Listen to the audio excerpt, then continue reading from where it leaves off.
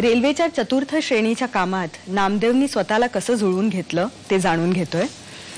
नामदेव, तुम्हाला जेव्हा रेल्वेची नोकरी मिळाली त्याआधी तुम्हाला नेमकं त्याचं स्वरूप कळलं होतं का? नाही, मला फक्त असा विचार होता की मला परमनंट जॉब मिळतोय तर मी एक्सेप्ट करून घेऊ. अच्छा. कारण प्रायव्हेट नोकरी तर तुम्हाला पण माहिती आहे की किती दिवस करणार आणि किती दिवस टिकणार त्याचं काही कोणाची गॅरंटी नसते. अच्छा.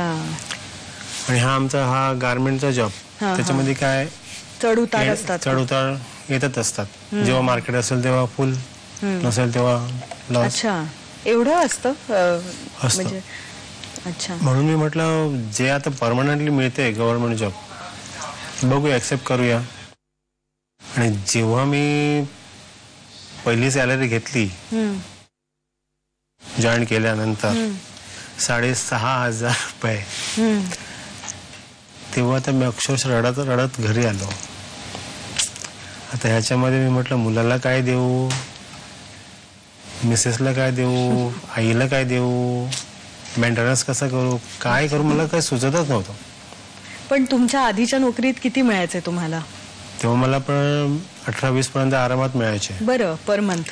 आणि आता इथे 6,500 सॅलरी घेतली आणि पर मंथ तेव्हा मला मिळायचे. आणि प्लस मला कन्व्हिन्स सुद्धा मिळायचा. बरं. कारण की मला मोबाईलचा खर्च नव्हता, ट्रॅव्हलिंग पास, ऑटो फेअर वगैरे सगळं कंपनी द्यायची मला. बरं, पण नेमकं तुमचं आधीच्या कंपनीत काम काय होतं? मी ऍक्च्युली फॅशन डिझायनरचा असिस्टंट, म्हणजे जी डिझायनर जी आहे ना ती स्केच काढून मला देणार. बरं.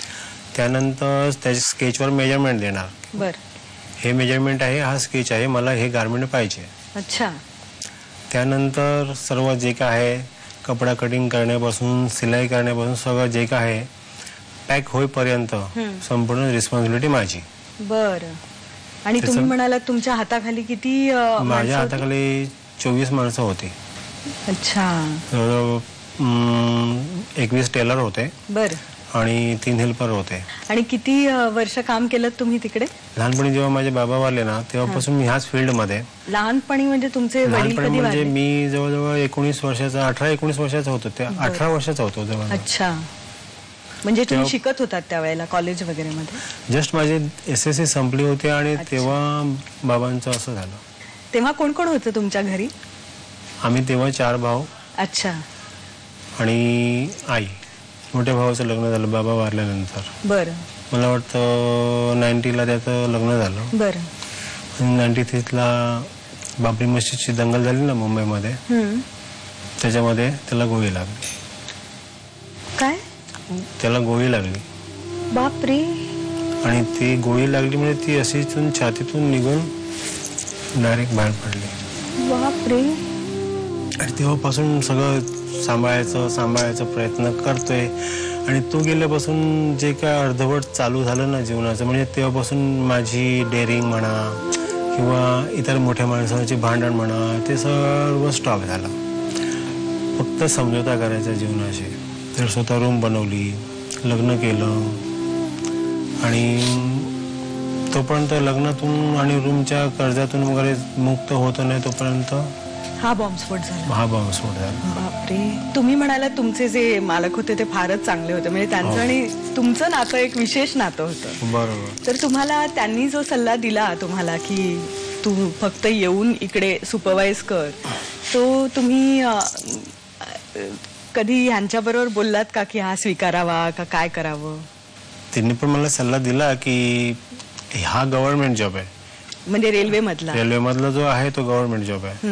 ही किती झाली तरी प्रायव्हेट नोकरी, इथे पैसा जास्त आहे, पुढे काय आहे का. आणि मला ते ऍक्च्युली ते दिलं होतं ना बेसिक 2.5 वगैरे, ते मला काय कळतच नव्हतं त्यांचं. अच्छा. त्याच्यावर DA 30% ते मला काय माहितीच नव्हतं. आणि जेव्हा मी सॅलरी हातात घेतली ना तेव्हा मी 6,500 घेतली. पण सॅलरीच्या आधी तुम्ही 1 महिना काम केलं असेल ना? पहिला दिवस तुम्हाला जे काम करायला, पहिल्या दिवसाचं काम मला तेव्हा म्हणजे असं पहिल्यांदा 5-10 दिवस मला काय त्रास दिला नाही. अच्छा. आणि मग नंतर थोडंफार पाणी हे ते टेबल साफ करायचं आहे, मनाला मी स्वतः तयार केलं. अच्छा. टेबल साफ केला. 2 महिने थोडंसं बघितलं आणि नंतर माझं सिनियर, आमच्या डिपार्टमेंटचा सिनियर आहे, त्यांनी पाहिलं की बाबा याचं काम जरा व्यवस्थित आहे, त्याला इकडे शिफ्ट करूया. बरं. आणि आता 2 महिने तेव्हा मी त्रास काढला. त्यानंतर मग आता अकाउंटेबल वर्क दिलंय मला. आता तसं जास्त काही छोटं मोठं असं काम पडत नाही. पण आता जेव्हा पुन्हा 6वा वेतन आयोग निघाला त्याच्यामध्ये थोडीशी सॅलरी इम्प्रूव्ह झाली. आता 5 डिजिटमध्ये येते सॅलरी. आता 11पर्यंत सॅलरी येते. अच्छा. तर तेव्हा थोडंसं म्हणजे, आणि आता हिला पण सांगून ठेवलंय, आणि ही माझी मास्टर आहे, त्यामुळे सॅलरी म्हणजे कसं आहे माझं, मी माझी सॅलरी घेणार, ही तुझ्या हातात, आणि संपूर्ण माझ्या एव्हरीवन कपड्यापासून मला आण म्हणून सांगावं लागत नाही. मी फक्त एवढीच ऑर्डर सोडतो, माझं पॉकेट संपलंय, 100-200 रुपये हातात, एवढंच माझं काम. पण पहिल्यांदा जेव्हा हा पगारातला इतका फरक जेव्हा झाला तेव्हा कशा पद्धतीची तडजोड तुम्ही केलीत किंवा कसे होते ते? म्हणजे मनाची तयारी अगोदरच होती, कारण ह्यांचे जे गारमेंटचे मित्र वगैरे होते ते पण सांगत होते की तुम्ही म्हणजे हा जॉब सोडू नका, की तर खलाशीमध्ये नोकरी आहे वगैरे. पण म्हणजे मीच यांना बोलली की तुम्ही ती करा नोकरी, कारण हे सर म्हणजे कसे आपल्या वडिलांच्या वयाचे आहेत, आज आहेत तर उद्या नाही आहेत, त्याच्यानंतर काय, त्याच्यानंतर तुम्हाला कोण सांभाळून घेणार आहे, तर चालेल आपल्याला पगार कमी असला तरी चालेल. त्यामुळे अगोदरच मनाची तयारी करून ठेवलेली. आणि तेव्हा तुमचा मुलगा 9वीत होता ना? 9वीला होता. सिद्धार्थ, तोही आपल्या स्टुडिओमध्ये आहे, आपण त्याचंही स्वागत करूया.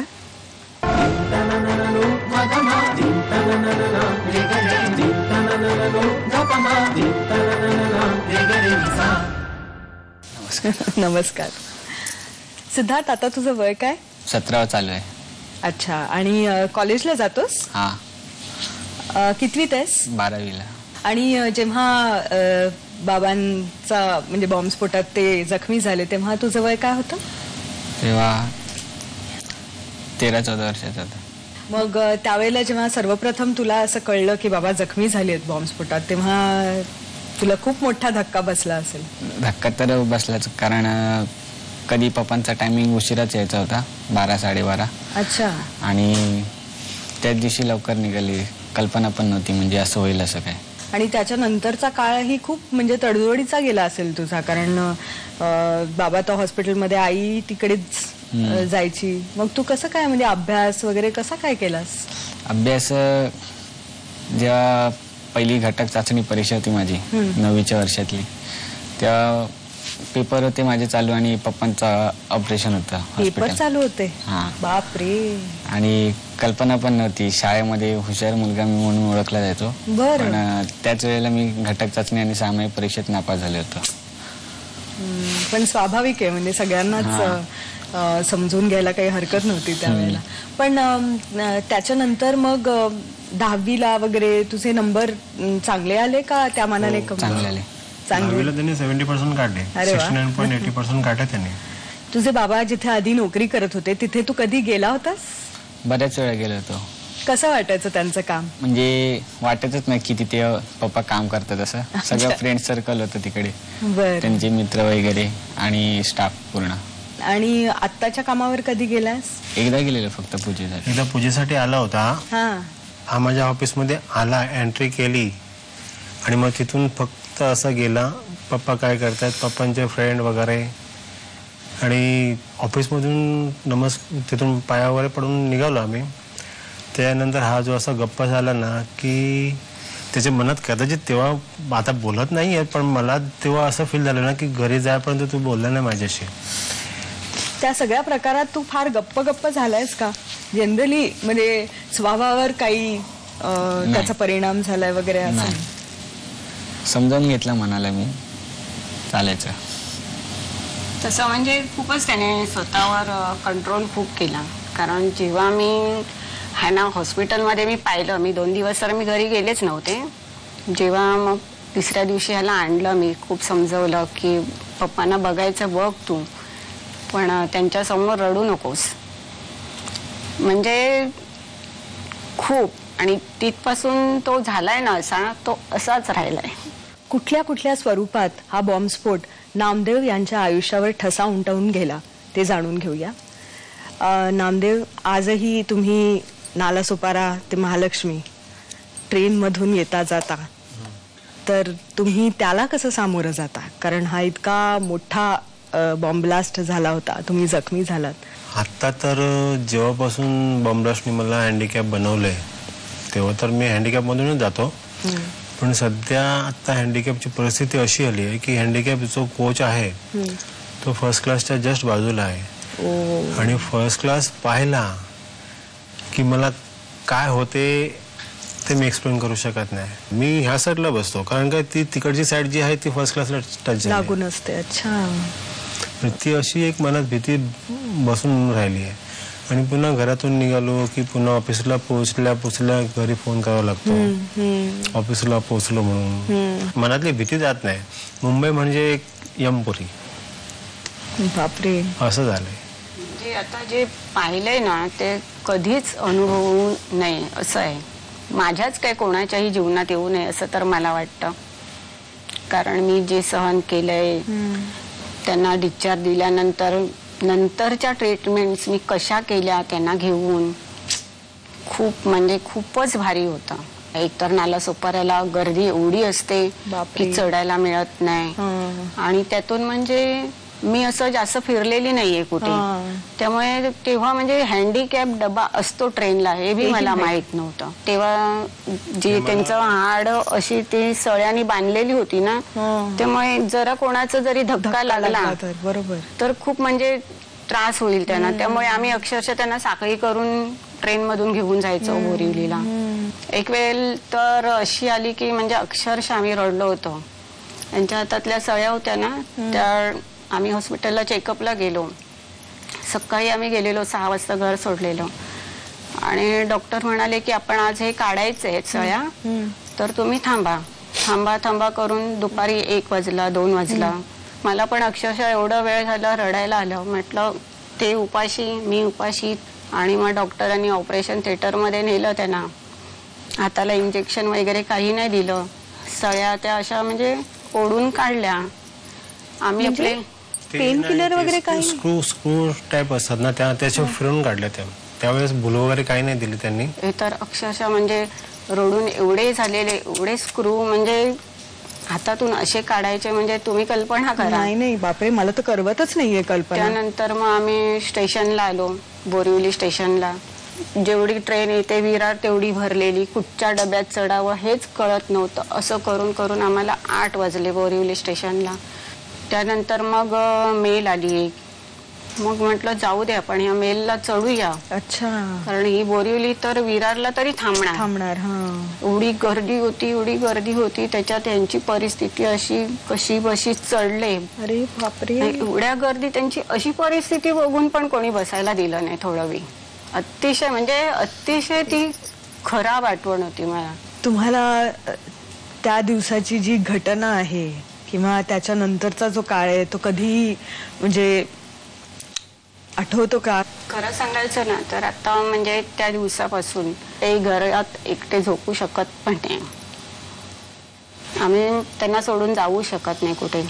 मला ऍक्च्युली आता ते म्हणजे टीव्हीवरचे जे बॉम्ब ब्लास्ट वगैरे होतात ते आता मला नाही पावत. फार कठीण आहे हा सगळ्या एवढ्या मोठ्या प्रसंगातून स्वतःला सावरणं. म्हणजे अजून आता 5 वर्ष सावरायचं आहे. 5 वर्षामध्ये मुलाची शिक्षण कंप्लीट होईल कदाचित, बघूया. का नाही होणार.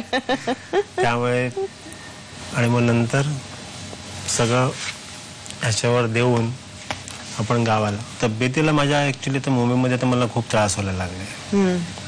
जसं की माझ्या कानाला गाडीचा हॉर्न सुद्धा हॉर्नचा आवाज सुद्धा सहन होत नाही.